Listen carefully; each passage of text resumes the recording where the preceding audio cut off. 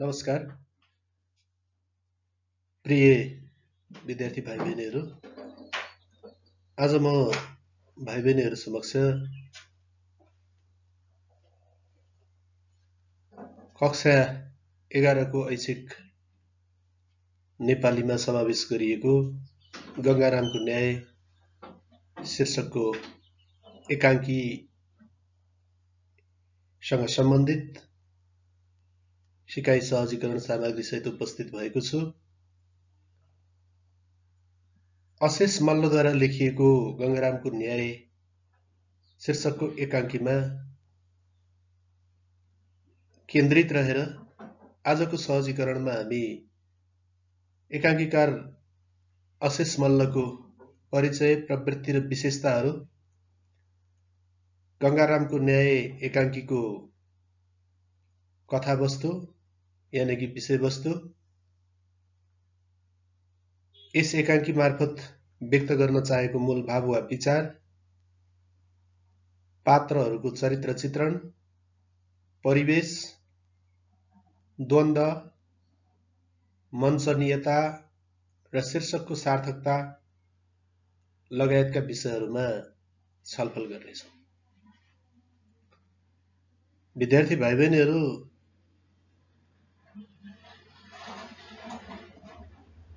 गङ्गारामको न्याय शीर्षकको एकाङ्की नेपाली साहित्यका बहुमुखी प्रतिभा, प्रयोगवादी नाटककार अशेष मल्लद्वारा लेखिएको उत्कृष्ट बाल नाटक हो। एकाङ्कीकार अशेष मल्लको जन्म विक्रम सम्वत 2021 साल चैत्र 21 गते धनकुटा जिल्लामा भएको थियो र उहाँले औपचारिक रूपमा नेपाली साहित्यमा एमए तहसम्मको अध्ययन गरे तापनि स्वाध्यायबाट, निजी अध्ययनबाट आफ्नो बौद्धिकताको क्षितिजलाई फराकिलो पारेका छन्। नेपाली साहित्यमा अशेष मल्लका अनादिक्रम 2054, सडकदेखि सडकसम्म 2041, तुवालुले ढाकेको बस्ती 2041 जस्ता नाटक तथा म भनेको हामी, निमाविय, गङ्गारामको न्याय, वनभोज, व्यक्ति विसङ्गत, हामी बसन्त खोजिरहेछौँ जस्ता एकाङ्कीहरू प्रकाशित छन्। र एकाङ्कीकार अशेष मल्लको नाट्य यात्रा भने 2035 सालमा नाटक मञ्चनबाट सुरु भएको पाइन्छ र उनले कीर्तिपुरमा मुर्दाबादमा उठेका हातहरू शीर्षकको नाटक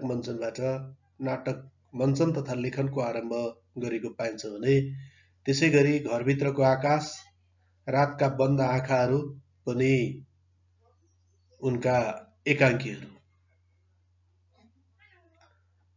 यस्तै एकाङ्कीकार अशेष मल्लका निरन्तर एक्लो एकान्त जस्ता कविता सङ्ग्रहहरू, अर्धविराम कथा सङ्ग्रह र पानी, जङ्गल, गाउँ, बाल कथा सङ्ग्रह नेपाली साहित्यमा प्रकाशित भएका छन्। यसरी हेर्दा अशेष मल्ल बहुमुखी साहित्यकार हुन् भने यिनको सफलताको क्षेत्र नाटक र एकाङ्की विधा नै रहेको हामी पाउँछौँ।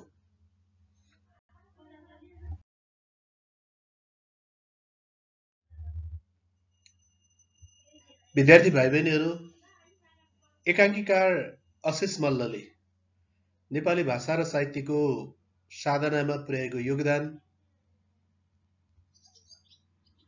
उनका कृति र योगदानको मूल्याङ्कन गर्दै विभिन्न समयमा विभिन्न सङ्घ संस्थाद्वारा यिनी पुरस्कृत पनि भएका छन्, सम्मानित भएका छन्। जसमध्ये विक्रम सम्वत 2038 र विक्रम सम्वत 2041 सालमा नेपाल राजकीय प्रज्ञा प्रतिष्ठानबाट सर्वश्रेष्ठ नाटककारको सम्मान तथा पुरस्कार प्राप्त गरेका अशेष मल्लले विषम 2039 सालमा GAA नामक संस्थाबाट सर्वश्रेष्ठ निर्देशक सम्मान प्राप्त गरेका थिए।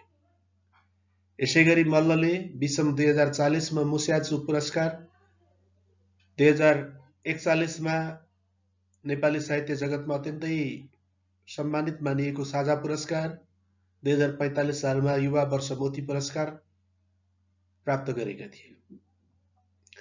आफ्नो जीवनकालमा अशेष मल्ल परिवार नियोजन तथा मातृ शिशु कल्याण योजनामा सूचना अधिकृतको रूपमा त्रिभुवन विश्वविद्यालयमा लामो समयसम्म प्राध्यापन, त्यस्तै गरेर सर्वनाम नाट्य समूह, सडक नाटक अभियान र जीवनको उत्तरार्धमा नेपाल राजकीय प्रज्ञा प्रतिष्ठान, हालको नेपाल प्रज्ञा प्रतिष्ठानमा प्राज्ञ सदस्यका रूपमा नियुक्ति भई कार्य सम्पादन गरेको पाइन्छ।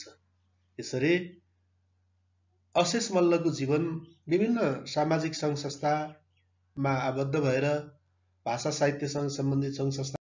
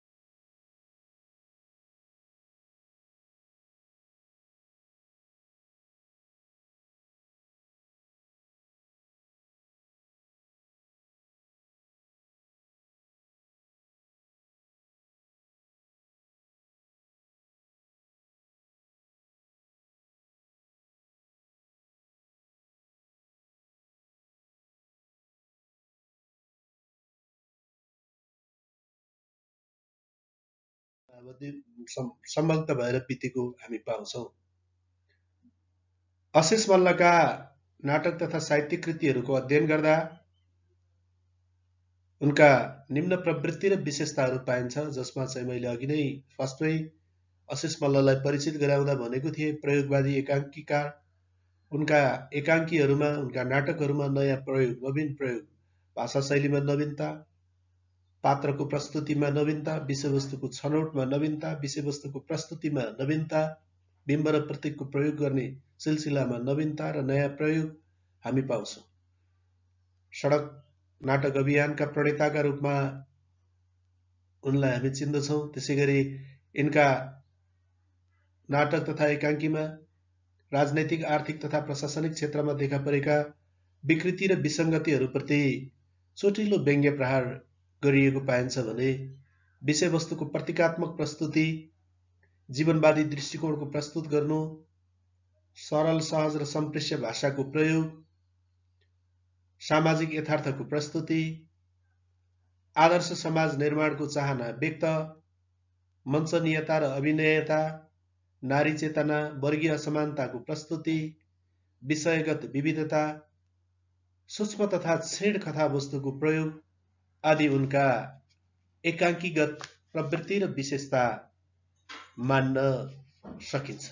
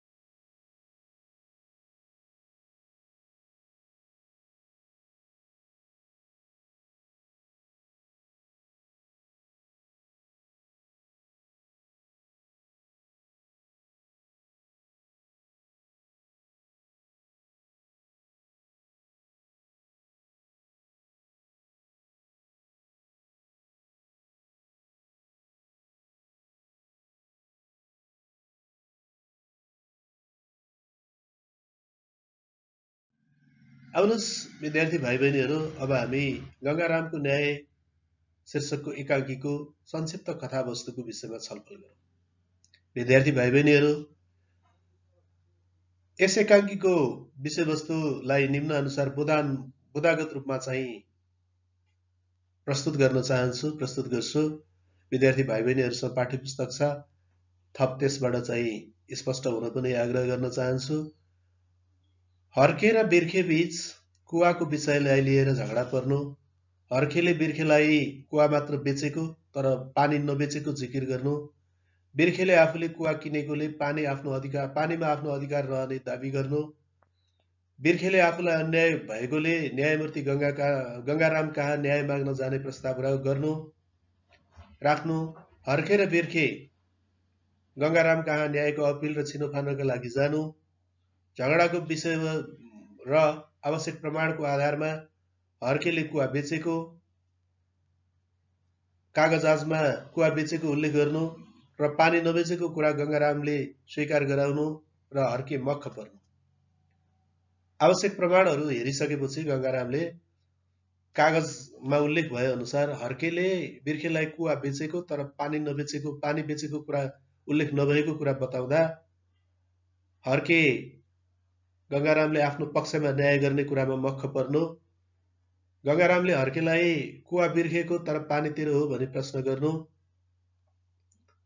बेचेको कुवामा आफ्नो पानी राख्ने हर्केले कुवाको दिनको 2 रुपैयाँको दरले पानी राखे बापत भाडा तिर्नुपर्ने कुरा गङ्गारामले बताउनु, अनि बिर्खेले न्याय पाएकोमा बिर्खे मक्ख पर्नु, हर्केले आफूले साथीलाई नाहकमा दुःख दिएकोमा क्षमा माग्नु। यो गङ्गारामको न्यायको संक्षिप्त कथावस्तु हो विद्यार्थी भाइ बहिनीहरू। समग्रमा पैसा लिएर कुवा बेचेको हर्केले बिर्खेलाई कुवाबाट पानीको उपयोग गर्न नदिए बापत झगडाको विषय बनेको छ र हर्के र बिर्खे बीच सहमति कायम हुन नसकेपछि उनीहरू गाउँका प्रतिष्ठित न्यायमूर्ति आदर्श व्यक्तित्व गङ्गाराम कहाँ न्यायको लागि जान्छन् र आफ्ना समस्या बताइसकेपछि गङ्गारामले समस्याको चुरो बुझेर विवेकसम्मत फैसला गर्दछन्, जस अनुसार हर्केले कुवा बेचेकोले पानीमा दाबी गर्न नमिल्ने, यदि हर्केले पानी बेचेको छैन भनेर दाबी गर्छ भने आफ्नो पानी निकाल्नु पर्ने र बेचेको कुवामा पानी राखेको हुनाले दैनिक 2 रुपैयाँ भाडा तिर्नुपर्ने गरी फैसला गर्दछन् र यो फैसलाले दुवै वादी र प्रतिवादी हर्के र बिर्खे दुवैलाई चित्त बुझेको छ। दुवै यो फैसलालाई स्वीकार्दै आफूले दुःख दिएकोमा हर्केले पश्चाताप र आत्मग्लानी गरेर बिर्खेसँग क्षमा याचना गर्दछ, माफी माग्दछ। यसरी कथावस्तु टुङ्गिन्छ।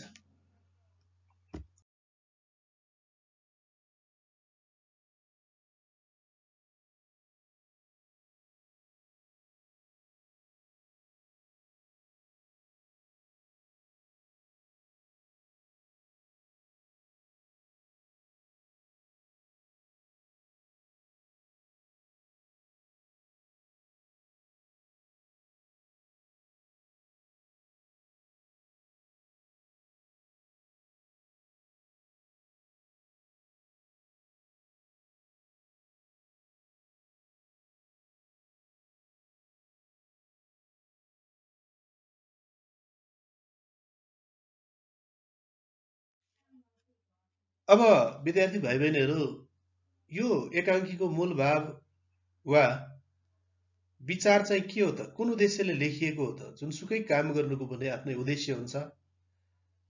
साहित्यकारले आफ्ना साहित्यिक रचनाहरू मार्फत आफ्ना व्यक्तिगत विचारहरूलाई मूलभावको रूपमा प्रस्तुत गरेका हुन्छन्, अर्थात् कुनै न कुनै उद्देश्यबाट साहित्यिक कृतिको रचना भएको हुन्छ। सामाजिक घटना तथा यथार्थको प्रस्तुति गर्नु, सामाजिक समस्याको उजागर गर्नु यस एकाङ्कीको प्रमुख उद्देश्य हो भने समाजमा सानातिना घटना भइरहन्छन्, मनमुटाव भइरहन्छन्, झगडा भइरहन्छन्। यस्ता झगडाहरू त्यागेर एक आपसमा मिलेर बस्नुपर्छ, मिलेर यस्ता समस्याहरूको सामाजिक समस्याहरूको समाधान गर्नुपर्छ भन्ने विचार व्यक्त गर्नु पनि यस एकाङ्कीको उद्देश्य। यस एकाङ्की मार्फत एकाङ्कीकार आशिष मल्लले समाजमा उठ्ने गरेका सामाजिक समस्याहरूको शान्तिपूर्ण समाधान खोज्नुपर्ने विचार व्यक्त गरिएको छ। जसरी गंगारामले हर्के जस्ता धूर्त,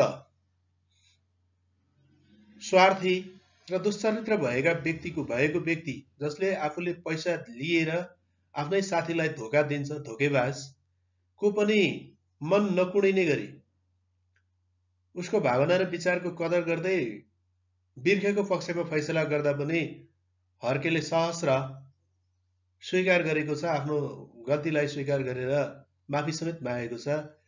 यसरी शान्तिपूर्ण समस्याको समाधान खोज्न सकिन्छ र समाजमा भएका लब्ध प्रतिष्ठित व्यक्तिहरूको सामाजिक शान्ति कायम गर्न महत्त्वपूर्ण भूमिका निर्वाह हुन्छ र यस्ता व्यक्तिहरू जो समाजका विश्वास र भरोसाका केन्द्र हुन्छन्, उनीहरूले आफ्नो फैसला सुनाउँदा, आफ्नो विचार प्रस्तुत गर्दा सत्य र तथ्यका आधारमा विवेकपूर्ण ढङ्गले फैसला सुनाउनु पर्दछ, आफ्नो विचार निर्माण गर्नुपर्दछ भन्ने सन्देश पनि, भन्ने विचार पनि यस एकाङ्की मार्फत व्यक्त गरिएको छ। न्यायपूर्ण र शान्त समाज निर्माणमा समाजका प्रतिष्ठित व्यक्तित्वहरूको महत्त्वपूर्ण भूमिका रहने जिम्मेवारी हुने कुरा यस एकाङ्कीमा मूल विचारको रूपमा उठाइएको छ र न्याय सम्पादनकर्ताले, न्याय सम्पादनको जिम्मेवारी प्राप्त गरेका व्यक्तिले अर्थात् समाजको विश्वास आर्जन गर्न सकेका प्रतिष्ठित व्यक्तिहरूले आफ्नो फैसला, आफ्नो न्याय, आफ्नो विचार व्यक्त गर्ने क्रममा वादी र प्रतिवादी वा दुवै झगडियाहरूलाई चित्त बुझ्ने फैसला गर्न सकेमा उनीहरूको सामाजिक प्रतिष्ठा पनि उच्च रहने र त्यसले समाजमा सामाजिक वैमनस्यता, सामाजिक बेमेल र सामाजिक असमझदारीलाई हटाएर शान्ति कायम गर्न सकिने विचार यो एकाङ्कीमा प्रस्तुत गरिएको छ। समग्रमा यस एकाङ्की मार्फत एकाङ्कीकार अशेष मल्लले सामाजिक समस्याहरू समाधान गर्न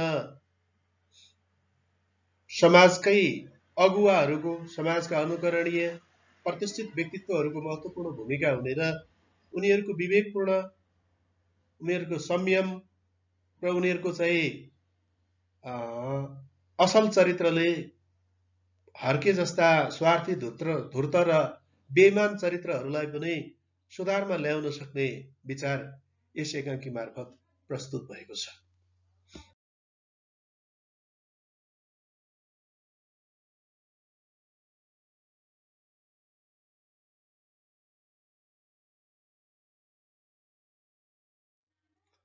विद्यार्थी भाइ बहिनीहरू, अब एकाङ्कीको समीक्षा गर्दा दुईवटा कुरा त हामीले अगाडि पढिसक्यौं। एउटा कथावस्तु, अर्को मूलभाव वा विचार, जसलाई हामी उद्देश्य पनि भन्ने गर्छौं। त्यस्तै तेस्रो महत्त्वपूर्ण कुरा पात्र वा चरित्र हो। यस एकाङ्कीमा हर्के, बिर्खे, गंगाराम र सूत्रधार आदि पात्रहरू रहेका छन्। सूत्रधारको भूमिका सामान्य देखिन्छ। उसले प्रारम्भमा एकाङ्कीको प्रस्तुत गर्ने कुरा सहित एकाङ्की प्रस्तुत भएको छ र अन्तमा गंगारामको न्यायको विषयमा कस्तो लाग्यो भन्ने प्रश्न सहित अन्त्य भएको छ। उसको भूमिका गौण रहेको छ। हर्के, बिर्खे र गंगाराम भूमिकाका दृष्टिले अथवा यी पात्रहरू महत्त्वपूर्ण देखिन्छन्। त्यसैले यी पात्रहरूको चरित्र कस्तो छ हामी समीक्षा गरौँ। हर्के, गंगारामको न्याय शीर्षकको एकाङ्कीको पात्र हर्के नाटकको यो एकाङ्कीको खल पात्र पनि हो। उसमा अरूलाई दुःख दिने, आफ्नो स्वार्थ पूरा गर्न जस्तो सुकै कदम पनि उठाउन पछि नपर्ने स्वार्थीपन देखिन्छ भने गाउँ समाजमा बसोबास गरेका धोकेबाजहरूको प्रतिनिधि पात्रको रूपमा हर्केलाई हामी चिन्न सक्छौं। हर्केको स्वभाव हेर्दा झगडालु देखिन्छ, लालची, लोभी देखिन्छ र उसले बेचेको कागज गर्दा पानी पनि बेचेको कुरा उल्लेख नगर्नुले छली र कपटी पनि देखिन्छ। समग्रमा हर्के गाउँमा रहेका सामन्ती, शोषक, झगडालु, लालची, छली, कपटी, स्वार्थी, अरूलाई दुःख दिएर आफू रमाउने प्रवृत्ति भएका मानिसहरूको प्रतिनिधित्व गर्ने धोकेबाज पात्र हो। र पछि उसमा असत पात्र भए तापनि गङ्गारामको न्याय सम्पादन पछि उसले आफ्नो गल्तीलाई महसुस गरेको हुनाले ऊ चाहिँ गतिशील पात्र पनि हो। यसै गरी अर्को पात्र बिर्खे रहेको छ।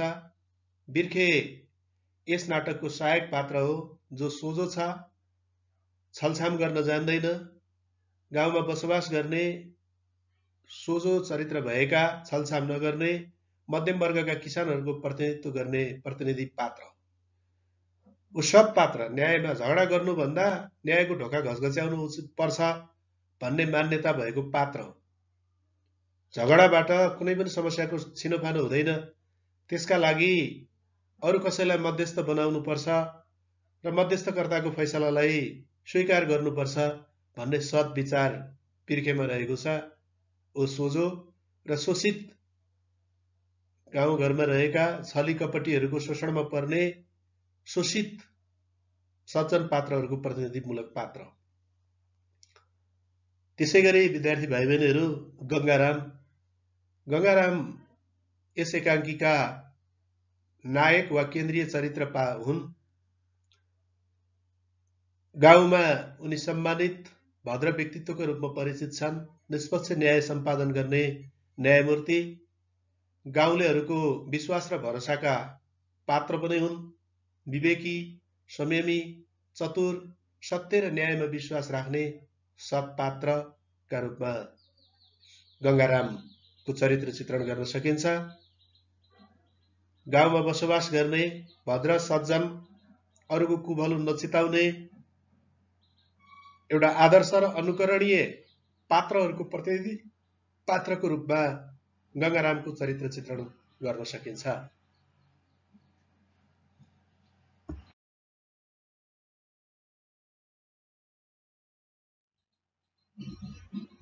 विद्यार्थी भाइ बहिनीहरू, अब परिवेशको विषयमा छलफल गरौँ। गङ्गारामको न्याय शीर्षकको एकाङ्कीको बाह्य परिवेश ग्रामीण स्वरूपको रहेको छ।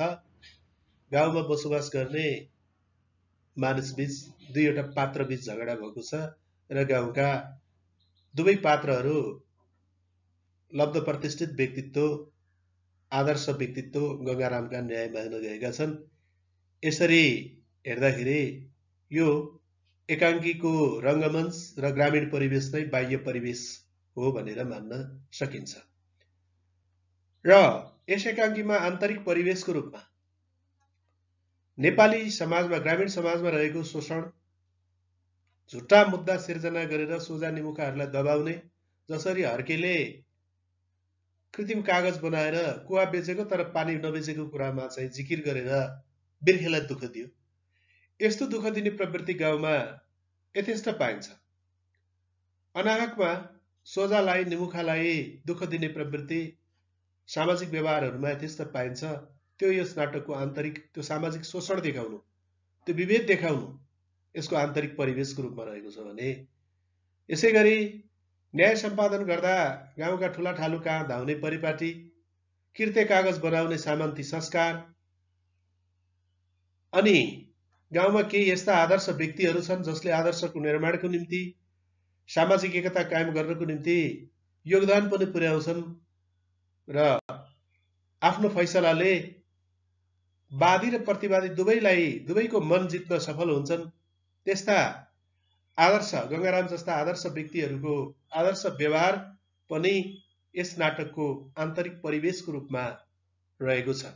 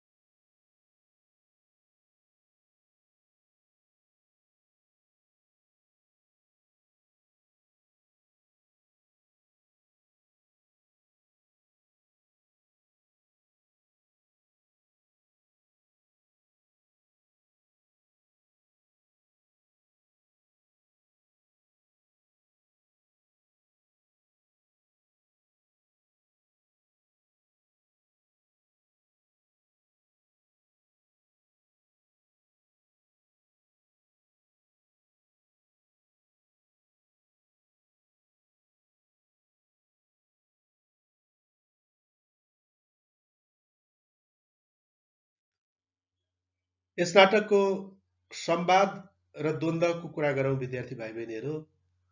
नाटककार अशेष मल्लले यस नाटकमा अत्यन्तै छोटा र पात्रको स्तर अनुकूल संवादको प्रयोग गरेका छन्। जस्तो हर्के र बिर्खे अत्यन्तै मिल्ने साथी भएको हुनाले उनीहरू तत र मम गरेर सम्बोधन गर्छन् र झगडामा पनि उनीहरू तत र मममै ओर्लिएका छन् भने गङ्गाराम समाजका प्रतिष्ठित व्यक्ति भएको हुनाले उनका संवादका क्रममा उनका वाक्यहरू न्याय सम्पादन गर्ने क्रममा उनले बोलेका वाक्यहरू अलिकति लामा भए तापनि स्तरीय वाक्यको प्रयोग भएको छ, स्तरीय भाषाको प्रयोग भएको छ। अनि भाव सम्प्रेषणमा विचार सम्प्रेषणमा कुनै पनि किसिमको अर्थबोधमा सङ्कुचन भएको छैन। समग्रमा चाहिँ संवाद अत्यन्तै स्तरीय रहेको, पात्र अनुकूल स्तरीय संवादको प्रयोग गरेका छन्, जसले एकाङ्कीलाई सम्प्रेष्य बनाएको छ, समृद्ध बनाएको छ, एकाङ्कीलाई भद्दा बनाउनबाट जोगाएको छ। यो संवादको कुरा छ। संवाद समग्रमा छोटा छोटा नै रहेका छन्। द्वन्द्व भनेको चाहिँ विद्यार्थी भाइ बहिनीहरूलाई थाहा छ, असहमति, असन्तुष्टि, वाद विवाद हुनु, यो द्वन्द्वको नमुना हो। यस नाटकमा, यस एकाङ्कीमा द्वन्द्वको विषयवस्तु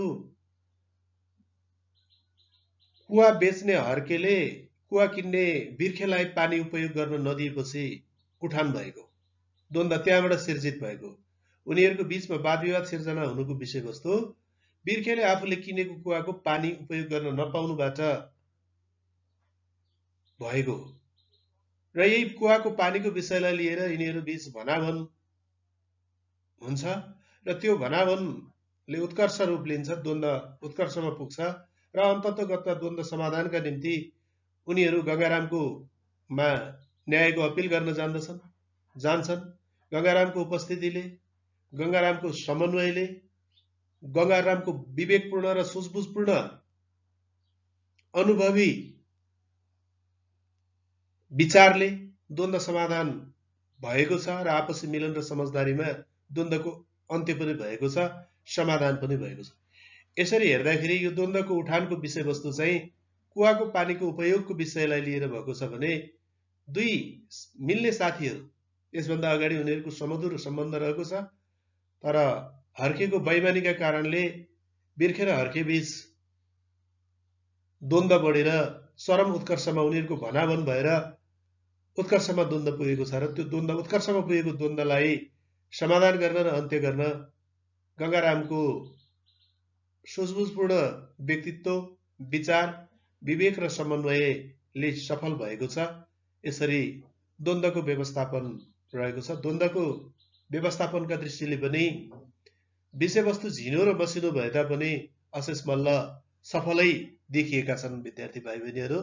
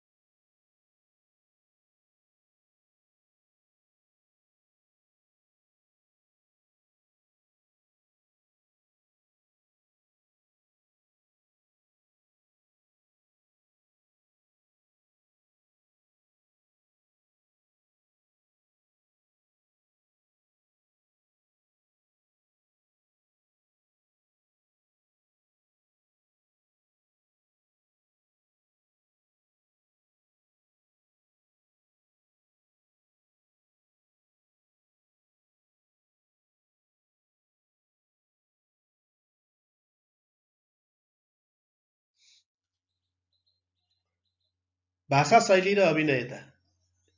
एकाङ्कीको समीक्षा गर्दा भाषा शैलीलाई अनि अभिनयतालाई अथवा अभिनयतालाई चाहिँ हामी मञ्चनीयता पनि भन्छौँ विद्यार्थी भाइ बहिनीहरू। यो पक्षलाई पनि हामीले विचार गर्नुपर्छ, जसमा चाहिँ यस एकाङ्कीमा एकाङ्कीकार अशेष मल्लले अत्यन्तै सहज र सरल भाषा शैलीको प्रयोग गरेका छन्, भाषाको प्रयोग गरेका छन्। पात्र अनुकूल संवाद गर्नु, पात्रको स्तर अनुकूलको शब्दको चयन गर्नु, सामान्य बोलीचालीको मानक भाषाको प्रयोग गर्नु। गङ्गाराम आदर्श व्यक्तित्व पनि भएका, अलिकति पढे लेखेका शिष्ट व्यक्ति भएको हुनाले उनले प्रयोग गरेको भाषामा शिष्ट, शालीनता, र उपदेशात्मकता देखिएको छ भने यसमा एकाङ्कीकारले अत्यन्तै सरल भाषाको प्रयोग गर्नाले सम्प्रेष्य र बोधगम्य पनि छ। यसमा कुनै पनि अर्थबोधमा अर्थ बुझ्ने क्रममा त्यो सङ्कुचन भएको छैन। पाठकहरूले अथवा विद्यार्थी भाइ बहिनीहरूले, श्रोताहरूले यसको भाषालाई सजिलैसँग बुझ्न सकिने किसिमको छ। गाउँको बोलीचालीको भाषा प्रयोग भएको छ। अभिनयता वा मञ्चनीयता। एकाङ्कीको सबैभन्दा महत्त्वपूर्ण पक्ष भनेकै अभिनय वा मञ्चनीयता हो। अभिनयका दृष्टिले, मञ्चनीयताका दृष्टिले एकान्ती अत्यन्तै सरल छ। सीमित पात्रहरूको आयोजना गरिएको छ। जम्मा 3 जना पात्रहरू रहेका छन्। वेशभूषा पनि सजिलै उपलब्ध हुन सक्ने वेशभूषा छ। मञ्चको खासै आवश्यकता पर्दैन। विद्यार्थी भाइ बहिनीहरू यो सडकमै पनि मञ्चन गर्न सकिन्छ। एउटा सामान्य घरको आँगनमै पनि चाहिँ मञ्चन गर्न सकिन्छ। यसका लागि पर्दाहरू पनि केही पनि आवश्यक पर्ने पनि छैन। त्यस्तै संवाद पनि सहजै सम्झन सकिने, संवाद पनि सजिलै सुझ लाग्ने खालको छ, स्वाभाविक छ र मञ्चनीय छ। यस दृष्टिले हेर्दाखेरि पनि मञ्चनीयताका दृष्टिले, अभिनयताका दृष्टिले पनि यो अत्यन्तै सरल रहेको छ।